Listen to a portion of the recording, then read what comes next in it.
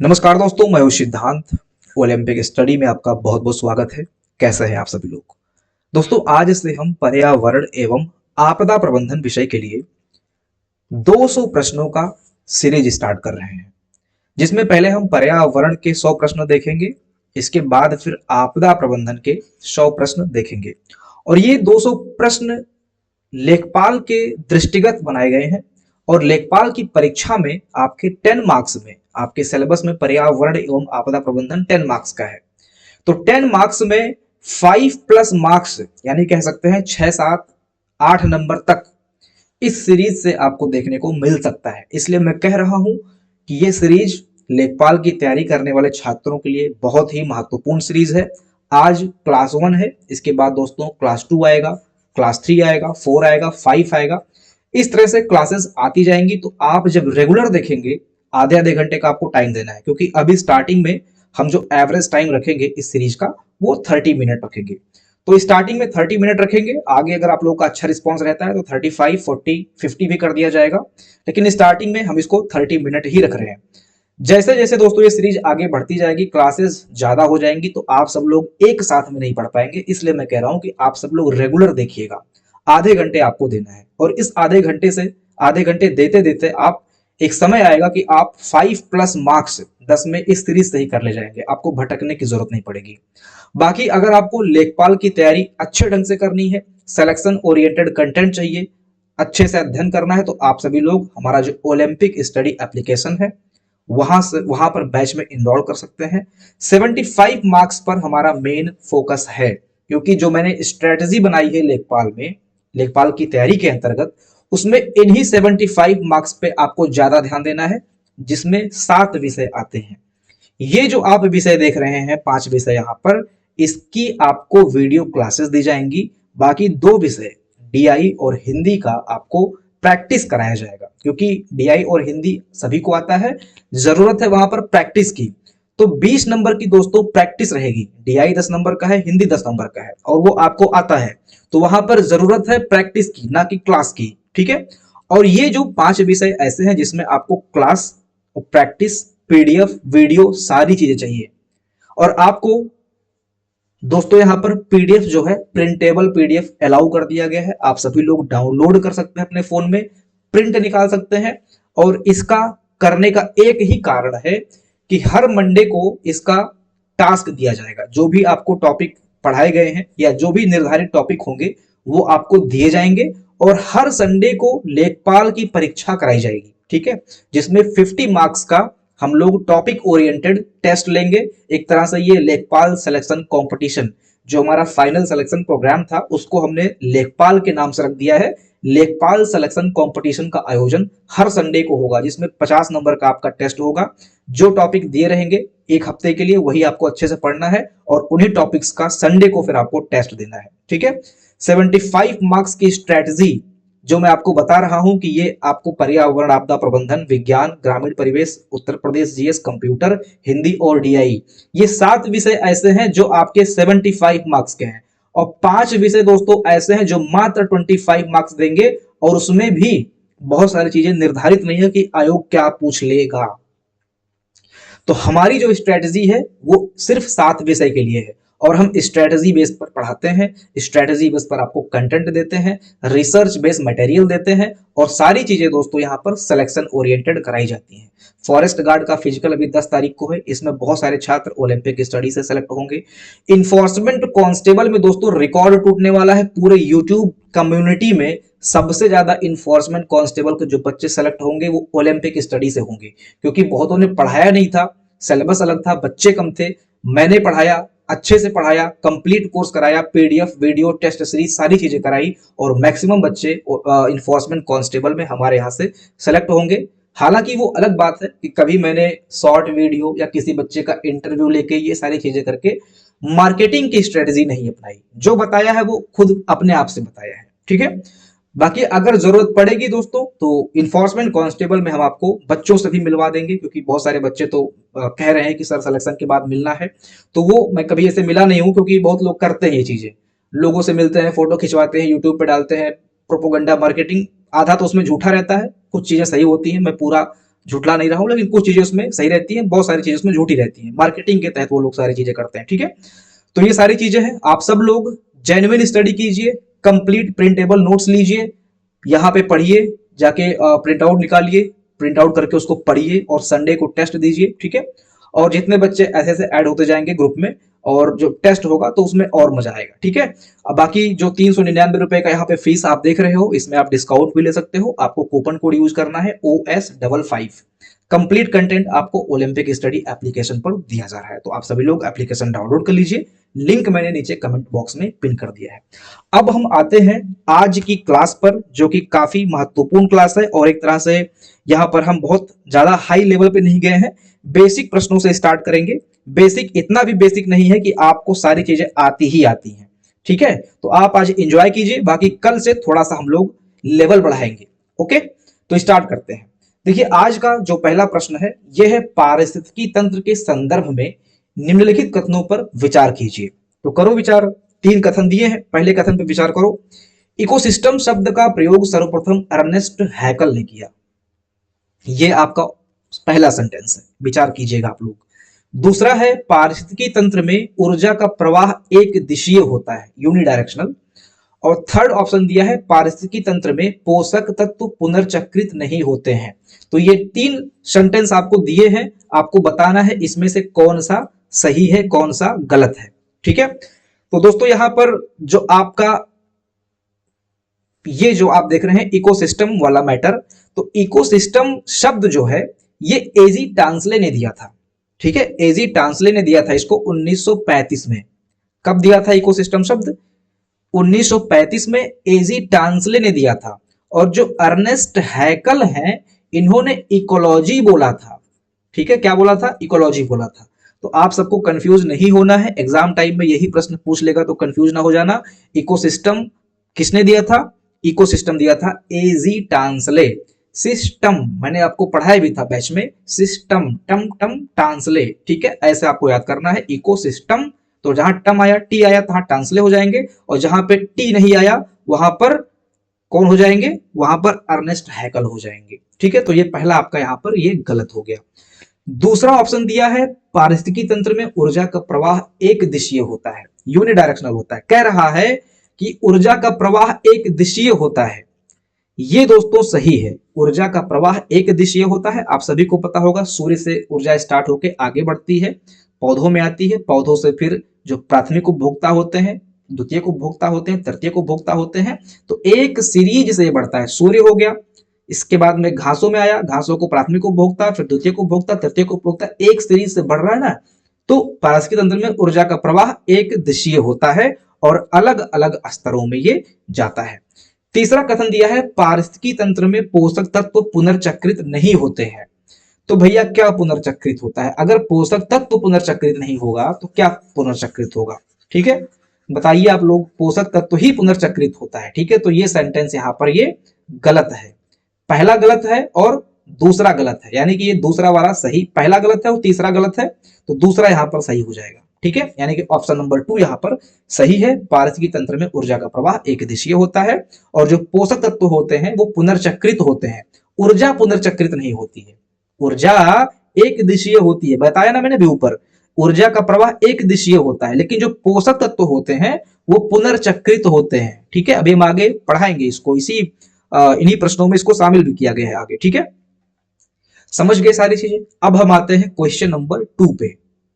Question number 2 कह रहा है कि लिंडमैन के 10% के नियम के अनुसार, जैसा कि मैंने बताया कि लिंडमैन का 10% रूल काफी महत्वपूर्ण है, तो इस पर एक प्रश्न मैंने आपको कराने की कोशिश की है।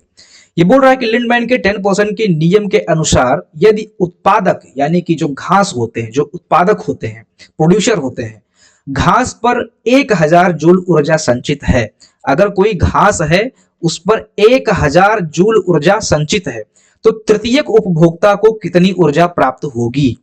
तो तृतीयक उपभोक्ता को कितनी ऊर्जा प्राप्त होगी? पहले आएंगे प्राथमिक उपभोक्ता, 1000 इस पे है तो पहले प्राथमिक उपभोक्ता आएंगे, इसका 10%, लिंडमैन का 10% नियम कहता है कि जब ऊर्जा एक स्तर से दूसरे स्तर में जाती है तो मात्र 10% ऊर्जा जाती है। तो 10% ऊर्जा यहां से यहां जाएगी, तो 10% कितना जाएगी? पहले प्राथमिक उपभोक्ता के पास 100 जाएगी, जब यहाँ पे एक डेसिमल एक अंक के बाद जीरो लगा डेसिमल लगा देंगे तो वो 10% होता है। तो यहाँ पर 1000 का 10% 100 हुआ। तो पहले उपभोक्ता के पास 10 गया, 100 गया। इसके बाद में द्वितीयक उपभोक्ता के पास कितना जाएगा, तो इसका 10% यानी कि 10 पहुंचा, ये दूसरे वाले के पास पहुंचा। और तीसरे वाले के पास, तृतीयक उपभोक्ता के पास कितना पहुंचेगा, इसका 10% यानी कि सिर्फ एक पहुंचेगा। तृतीयक उपभोक्ता के पास सिर्फ एक पहुंचेगा। यहां जो सांप है ये समझ लीजिए आपका तृतीयक उपभोक्ता है। ठीक है, समझ गए सारी चीज। एक यहां पर आपका राइट आंसर हो गया। थर्ड क्वेश्चन है, निम्नलिखित में से कौन सा एक पारिस्थितिकी तंत्र के अजीव घटक के अंतर्गत कार्बनिक घटक का उदाहरण है। तो मैंने आपको बताया था कि जो पारिस्थितिकी तंत्र है उसमें जीव घटक होते हैं और अजीव घटक होते हैं। जीव घटक में वही उपभोक्ता, उत्पादक है ना, ये सारी चीजें मैंने आपको बताई थी। और जो अजीव घटक है उसको मैंने बताया था कि ये 3 तरह का होता है अजीव घटक भी। पहला होता है आपका अकार्बनिक घटक, अकार्बनिक घटक। दूसरा अजीव घटक होता है कार्बनिक वाला। और तीसरा अजीव घटक मैंने आपको बताया था, याद कीजिए आप लोग, जलवायु आधारित। जलवायु आधारित जिसमें आपका प्रकाश वगैरह होता है, ताप होता है। ठीक है, तो ये 3 घटक हैं जो कि अजीव घटक के अंतर्गत आते हैं। अब ये पूछ रहा है कि निम्नलिखित में से कौन सा पारिस्थितिकी तंत्र के अजीव घटक के अंतर्गत कार्बनिक घटक का उदाहरण है। तो कार्बनिक घटक का उदाहरण मैंने आपको क्या बताया था, कार्बनिक घटक का उदाहरण अगर आप याद करेंगे तो बताया गया था कि प्रोटीन है, क्या है, और इसके बाद में वसा होता है इसके अंतर्गत, इसके बाद में कार्बोहाइड्रेट होता है। ये इसके एग्जाम्पल्स हैं। तो याद रखिए सभी लोग, कार्बनिक घटक में प्रोटीन, वसा, कार्बोहाइड्रेट आते हैं। अकार्बनिक की अगर हम बात करेंगे तो इसके अंतर्गत आपका सल्फर हो गया, फॉस्फोरस हो गया, ठीक है, ऑक्सीजन हो गया। ये सब क्या है, ये सब अकार्बनिक घटक है। ठीक है, इसके बाद फिर जलवायु आधारित की अगर हम बात करेंगे तो यहां पर जलवायु आधारित में आपका प्रकाश है और ताप है। समझ गए, ठीक है। तो यहां पर राइट आंसर क्या होगा, कार्बनिक घटक का उदाहरण प्रोटीन और वसा। आगे बढ़े, नेक्स्ट क्वेश्चन, क्वेश्चन नंबर 4। अपघटकों के संबंध में, अपघटकों के संबंध में यानी कि डिकम्पोजर्स, मैंने आपको बताया भी था क्लास में, डिकम्पोजर्स के महत्व के संबंध में निम्नलिखित में से कौन सा कथन सत्य है। तो डिकम्पोजर्स सौर ऊर्जा को रासायनिक ऊर्जा में बदलते हैं। डिकम्पोजर्स सौर ऊर्जा को रासायनिक ऊर्जा में बदलते हैं क्या, नहीं बदलते हैं। डिकम्पोजर्स तो नीचे रहते हैं ना, छोटे छोटे जो होते हैं बैक्टीरिया, फफूंद, ये सौर ऊर्जा को रासायनिक में नहीं बदलते हैं। डिकम्पोजर्स जो होते हैं वो पोषक तत्वों का चक्रण करते हैं। जैसे कोई जीव जब मर जाता है तो उसको खा के पचा लेते हैं, पचा क्या लेते हैं मतलब उनका वो भोजन होता है, और बाकी इसको डिकम्पोज करके ये मृदा में छोड़ देते हैं। मृदा से जो पोषक तत्व होते हैं वो फिर पौधों में जाते हैं, पौधों से फिर से किस में गए, प्राथमिक उपभोक्ता, फिर द्वितीयक, फिर तृतीयक, फिर तृतीय मरा, फिर से वही डिकम्पोज किया, फिर से मिट। यानी कि जो डिकम्पोजर्स होते हैं वो पोषक तत्वों का चक्रण करते हैं। ठीक है, यहां पर क्या लिखा हुआ है, कौन सा कथन सत्य है। तो ये प्राथमिक उपभोक्ता की श्रेणी में आते हैं, ये ऊर्जा को पुनर्चक्रित करने में मदद करते हैं। तो जैसा कि मैंने आपको बताया, इनके बिना पारिस्थितिकी तंत्र अस्तित्वहीन हो जाएगा क्योंकि पोषक तत्वों का चक्रण रुक जाएगा। यहां पर ये आपका कथन सत्य है। ठीक है, और ऊर्जा को पुनर्चक्रित करने में मदद करते हैं, ऊर्जा को नहीं, पोषक तत्वों को करते हैं। ठीक है, पोषक तत्वों को पुनर्चक्रित करते हैं, एक तरह से कह सकते हैं पोषक तत्वों का जो पुनर्चक्रण होता है। तो यहां पर इस शब्द में कंफ्यूजन है, ऊर्जा को पुनर्चक्रित करना गलत बात है, ऊर्जा पुनर्चक्रित होती नहीं है, ऊर्जा तो एक जगह से दूसरे स्थान पर आगे की तरफ बढ़ती है।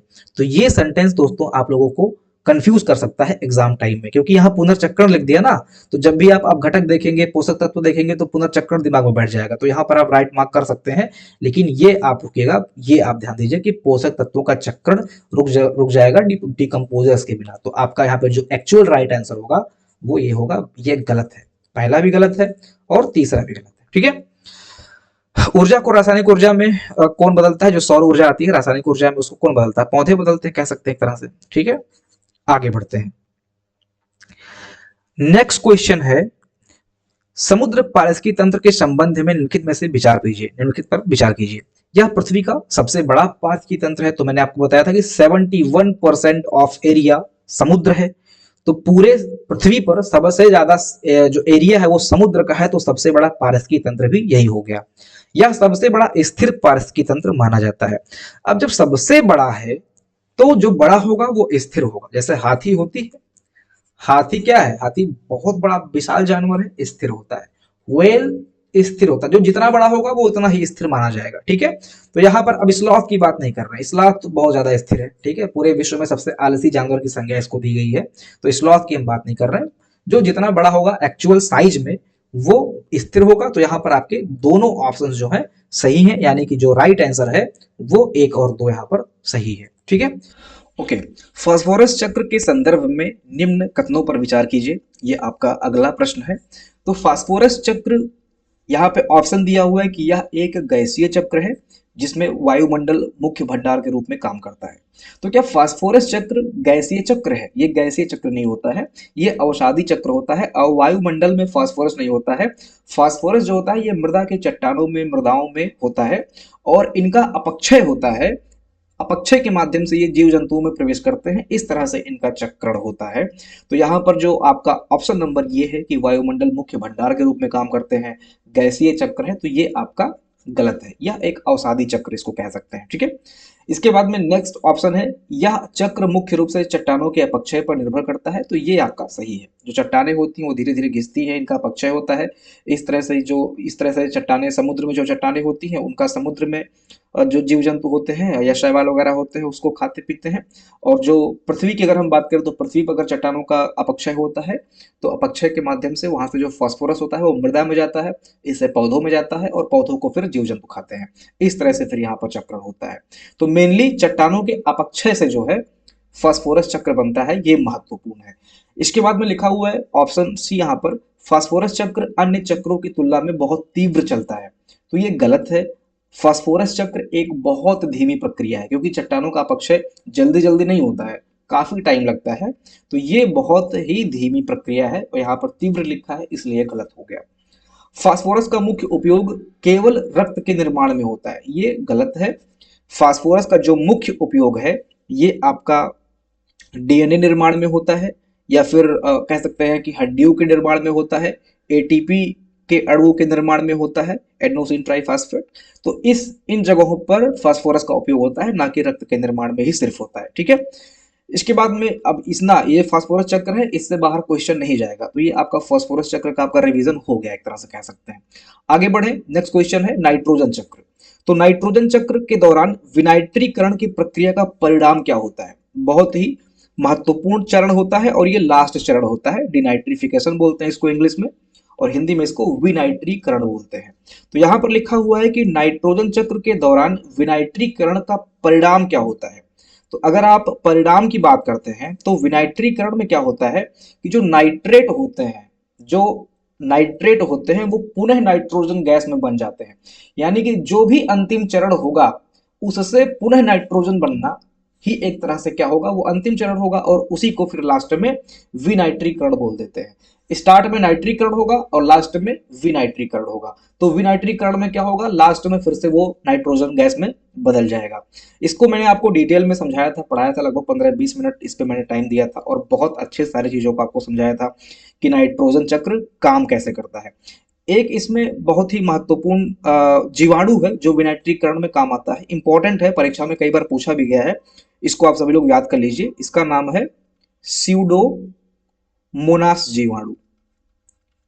स्यूडोमोनास जीवाणु, ठीक है, ये डिनाइट्रिफिकेशन में काम आता है, डिनाइट्रिफिकेशन करता है ये। ठीक है, बाकी मैंने आपको बताया था कि नाइट्रोजन चक्र में कई सारे चरण होते हैं, जिसमें आपका नाइट्रोजन का पहले स्थिरीकरण होता है। इसमें जो वायुमंडल में स्टार्टिंग में नाइट्रोजन होती है वो पहले अमोनिया या नाइट्रेट में बदलती है। इसमें भी बैक्टीरिया वगैरह लगते हैं। तो अभी बैक्टीरिया से संबंधित एक प्रश्न मैंने अलग बना दिया है जिसमें सभी बैक्टीरिया को मैंने कवर करा दिया है, तो आपका वो रिकॉल हो जाएगा। ठीक है, इसके बाद में फिर अमोनिफिकेशन होता है, लास्ट में नाइट्रिफिकेशन होता है, और फिर बाद में एकदम से फिर डिनाइट्रिफिकेशन होता है जिसमें पुनः N2 में बदल जाता है। ठीक है, और नाइट्रोजन जो होता है वो प्रोटीन के निर्माण में, अमीनो अम्ल और डीएनए के निर्माण में प्रयोग होता है। तो इस तरह से नाइट्रोजन चक्र आपका यहाँ पे खत्म होता है। इसका रिवीजन हो गया। आगे बढ़े। नेक्स्ट क्वेश्चन है, संख्याओं के पिरामिड के संदर्भ में एक वृक्ष पारिस्थितिकी का आकार कैसा होता है। तो यहाँ पर जब भी पिरामिड से प्रश्न आता है तो पहले आप ये देखेंगे एग्जाम में कि किस पिरामिड से संबंधित प्रश्न पूछ रहा है। बायोमास का पिरामिड है, संख्याओं का पिरामिड है, या ऊर्जा का पिरामिड है। ठीक है, ऐसा ना हो कि पिरामिड देखते ही आप सिर्फ एक पिरामिड के बारे में सोचने लगे, चाहे ऊर्जा का पिरामिड, चाहे संख्या, या फिर बायोमास का। आपको संख्याओं का पिरामिड है तो संख्याओं के पिरामिड के हिसाब से आंसर देना है कि इसका पिरामिड कैसे बनता है। तो यहां पर बोल रहा है कि संख्याओं के पिरामिड के संदर्भ में जो वृक्ष पारिस्थितिकी है इसका आकार कैसा होगा। तो मैं आपको एक बार रिकॉल करा दूं, संख्याओं के पिरामिड को मैंने आपको बताया था कि ये उल्टा भी बनता है और सीधा भी बनता है। ऐसा नहीं होगा कि संख्याओं का पिरामिड सिर्फ उल्टा बनेगा या फिर सिर्फ सीधा बनेगा। जैसे ऊर्जा का पिरामिड हमेशा सीधा बनता है, ये भी महत्वपूर्ण है, याद रखिएगा। ऊर्जा का पिरामिड हमेशा सीधा बनता है, पहले पोषक स्तर से ऊर्जा दूसरे पोषक स्तर में, फिर तीसरे स्तर में, इस तरह से सीधा बनता है। ठीक है, और यही इसका आकार होता है। हमेशा ऊर्जा का पिरामिड जो होता है वो सीधा बनता है, ये भी आप लोग याद रखिएगा। लेकिन संख्याओं का पिरामिड दो तरह से बन सकता है, एक आपका सीधा भी बनेगा और दूसरा आपका उल्टा भी बनेगा। देखिए, ये हो गया आपका ऊर्जा पिरामिड, जो कि होता है सीधा। और जो संख्या पिरामिड है ये दोनों बनेगा, संख्या पिरामिड उल्टा और सीधा दोनों बनेगा। इसको मैं आपको बता दूं, संख्या के पिरामिड में संख्याओं को काउंट करते हैं, जैसे किस पोषक स्तर में कितनी संख्या है। जैसे यहां पर संख्या कितनी है, यहां पर अगर ज्यादा संख्या है, ऊपर कम संख्या है, फिर नीचे ऊपर और सबसे कम संख्या है, तो ये आपका सीधा बन गया, क्योंकि यहाँ पे संख्या की बात हो रही है ना, तो हम यहाँ पे काउंट कर लेते हैं। आपको समझाने के लिए बता रहा हूँ, ठीक है। तो यहाँ पर समझ लीजिए, जैसे एक एग्जाम्पल ले लेते हैं। जैसे घास पारितंत्र है, तो पृथ्वी पर क्या है, पृथ्वी पर पूरी की पूरी घास फैली होती है। ठीक है, घास नीचे हो गया पूरा का पूरा, इसको खाने वाले कीट पतंगे हो गए। ठीक है, उनकी संख्या बहुत ज्यादा होती है, घास से कम होती है लेकिन वैसे बहुत ज्यादा होती है। इसको खाने वाले कीट पतंगों को खाने वाले जो आपके चिड़िया हो गई, ठीक है। इसके बाद में और भी छोटे जीव जंतु हो गए, वो इसमें आ गए। इनको खाने वाले और मांसाहार आ गए, मांसाहार आ गए। इसके बाद में और ऊपर आ जाएंगे तो उच्च मांसाहार हो जाएंगे। ठीक है, तो यहाँ पर हम काउंट कर रहे हैं, तो नीचे का जो काउंटिंग है वो ज्यादा है, इससे कम ये, इससे कम ये, इससे कम ये, इससे कम ये। तो ये आपका संख्या का सीधा पिरामिड यहाँ से बनेगा। लेकिन उल्टा कब बनता है, संख्याओं के पिरामिड में उल्टा पिरामिड भी बनता है। जैसे मान लीजिए, अब यहाँ पे बोल रहा है कि ये वृक्ष पारितंत्र है, तो वृक्ष जैसे कोई विशाल वृक्ष अगर है तो वो अपने आप में एक छोटा सा पारितंत्र का काम करता है। जैसे बरगद का एक विशाल वृक्ष जो होता है वो अपना तो होता ही है, लेकिन उसके साथ में कई सारे जीवों का घर बसता है। तो यहाँ पर आप समझ लीजिए कि एक बरगद का विशाल वृक्ष है। ठीक है, अब इस विशाल वृक्ष पे क्या होगा, इस विशाल वृक्ष पर शाकाहारी जीव जंतु रह रहे होंगे। कहने का मतलब ये है, शाकाहारी कह रहा हूं, इस पर जो है चिड़िया रह रही होंगी, चिड़िया रह रही होंगी। ठीक है, चिड़िया रह रही होंगी इस तरह से। इसके बाद में इनके ऊपर परजीवी जो जंतु होते हैं, परजीवी जीव जो जंतु होते हैं, जैसे आप यही से समझ लीजिए कि पेड़ कितना है, एक है, संख्या में पेड़ एक है, लेकिन चिड़िया तो उस पर एक रहती नहीं है, चिड़िया ज्यादा हो जाती है, तो चिड़ियों का संख्या यहाँ पे ज्यादा हो गया। तो यानी कि यहाँ से मैं आपको बता दूं कि ये जो ऊपर का क्षेत्र होता है कोना वाला, इसको कम काउंट करते हैं और सरफेस क्षेत्र को ज्यादा एरिया में काउंट करते हैं। तो ऊपर का मतलब है, ऊपर ये इंडिकेट करता है कि कम है, और नीचे वाला जो ये सरफेस एरिया होता है वो ये इंडिकेट करता है कि ज्यादा है। ठीक है, पहले आप इसको समझ लीजिए। तो नीचे कम है, ऊपर चिड़िया ज्यादा हो गई, चिड़िया के ऊपर भी बहुत सारे परजीव छोटे छोटे जीव जंतु ऊपर रहते होंगे पेड़ पर, तो उनकी संख्या चिड़िया से भी ज्यादा होती है।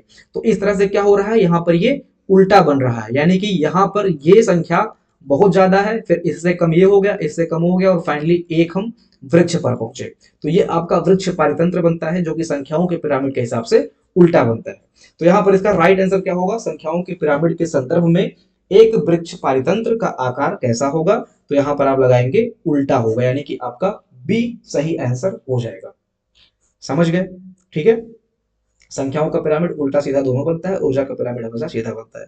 ये आपको याद रखना, ये दोनों महत्वपूर्ण है। इसके बाद में नेक्स्ट क्वेश्चन है आपका कि पारिस्थितिकीय कर्मता शब्द का प्रयोग सर्वप्रथम किसने किया।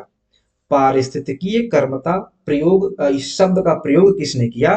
तो इस शब्द का प्रयोग सर्वप्रथम जोसेफ ग्रिनेल ने किया। याद रखिएगा, जोसेफ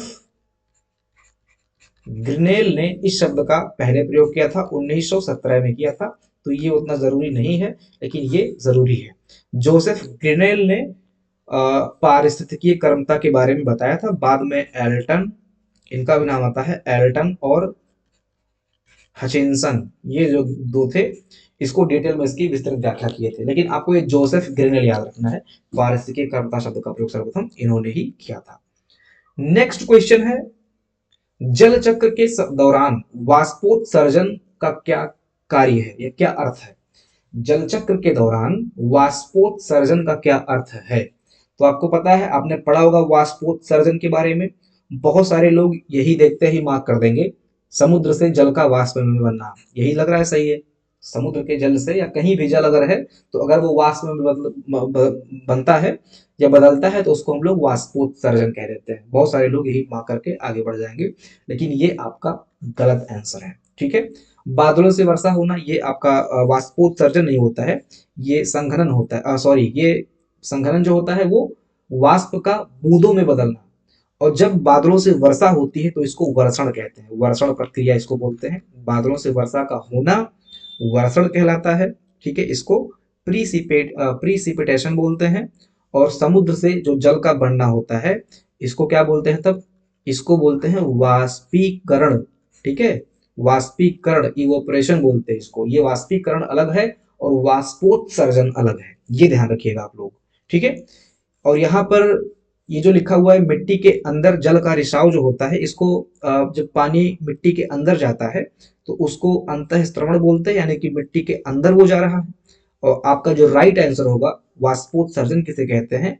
तो पौधों के वायवीय भागों से जल का वाष्प के रूप में निकलना। पौधों में जो H2O होता है, जल होता है, तो पौधों के पत्तियों पर कुछ वायवीय प्रकोष्ठ बने होते हैं, यानी कि पानी वहां तक आता है और वहां से उसका वाष्पीकरण होता है या वाष्प बनता है वो, तो उसी को वाष्पोत्सर्जन कहते हैं। ठीक है, यानी कि वाष्पोत्सर्जन प्रक्रिया क्या होती है? पौधों के वायवीय भागों से जल का वाष्प के रूप में निकलना वाष्पोत्सर्जन, और समुद्र से जल का वाष्प के रूप में बदलना वाष्पीकरण। इन दोनों में अंतर है, याद रखिएगा, एग्जाम में कंफ्यूज कर सकता है। ठीक है, आगे बढ़े।